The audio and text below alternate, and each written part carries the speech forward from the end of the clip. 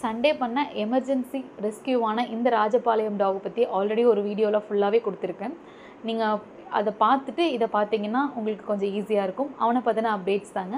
நம்ம குன்னூரில் கொண்டு போய் விட்டுட்டு வந்ததுக்கப்புறம் அவனை டாக்டர்ஸ் பார்த்துட்டு நம்ம காயம் ரொம்ப ஆழமாக இருக்குதுன்னு போன வீடியோவில் சொல்லியிருந்தோம்.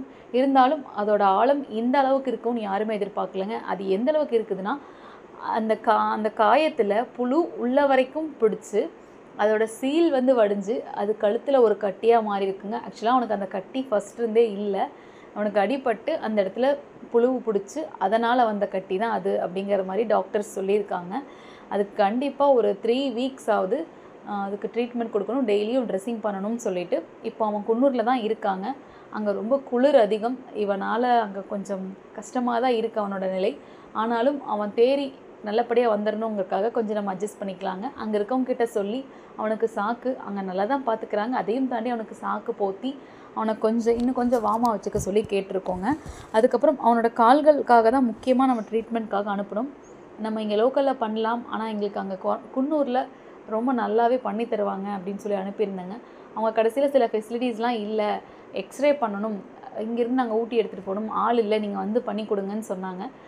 அது ஆள் கிடைக்காம அங்கே போக முடியாமல் ஒரு நாளே ரொம்பவுமே கஷ்டமான ஒரு சூழ்நிலை மாறிடுச்சுங்க. சொல்லவே முடியல. அவ்வளோ பேர் ஹெல்ப்பு கேட்டு எல்லாருக்கும் அவங்களுக்குன்னு ஒரு ரீசன் இருக்கும். நான் யாரையும் குறை சொல்ல விரும்பலை. கடைசியில் நாங்களே போயிட்டு வந்துட்டோங்க. போயிட்டு வந்து அவனை எக்ஸ்ரேவும் எடுத்து டாக்டர்ஸ்கிட்ட சப்மிட் பண்ணியிருக்கோம். அவங்க காலை ரிமூவ் பண்ணணும் அப்படிங்கிற மாதிரி சொல்லியிருக்காங்க. என்ன பண்ணாலும் இன்னும் அந்த 2 வாரத்துக்கு ஆல்ரெடி 1 வாரத்துக்கிட்ட ட்ரீட்மெண்ட் முடிய போகுது இல்லைங்களா, இன்னும் 2 வாரம் ட்ரெஸ்ஸிங் பண்ணிவிட்டு அவனோட அந்த காயத்தை ரெடி பண்ணால் மட்டும்தான் ஃபர்தராக அடுத்து என்ன பண்ண முடியும் அப்படிங்கிறது, என்ன பண்ணாலும் அதுக்கப்புறம் தான் பண்ண முடியும் அப்படிங்கிறத கன்ஃபார்மாக சொல்லிட்டாங்க. சரி ஓகே அப்படின்னு சொல்லிவிட்டு நாங்களும் வந்துட்டோம். அவன் 2 வாரம் இப்போ ட்ரீட்மெண்ட்டில் தான் இருப்பான். அந்த புண்ணு ஃபுல்லாக ஹீல் ஆனதுக்கப்புறம் தான் நம்ம அதுக்குள்ளே இங்கே இருக்க லோக்கல் டாக்டர்ஸ் கிட்ட அவனுக்கு காலை கண்டிப்பாக ரிமூவ் பண்ணணுமா இல்லை பிளேட் எதுவும் வச்சுக்கலாமா அப்படின்னு சொல்லி நாங்கள் கன்சல்ட் பண்ணோங்க. 4-5 டாக்டர்கிட்ட கன்சல்ட் பண்ணிட்டு எது அவனோட ஹெல்த்துக்கு எது அவனுக்கு ஈஸியாக இருக்குமோ, அவனுக்கு எந்த தொந்தரவும் பண்ணாமல் இருக்குமோ அதை நாங்கள் செஞ்சுருவோங்க.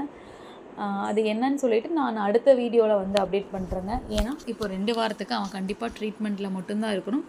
அந்த புழுவெல்லாம் கிளியர் ஆகி அவன் புண்ணு சரியாகணும். அதில் மட்டும் நம்ம கான்சன்ட்ரேட் பண்ணிக்கலாங்க.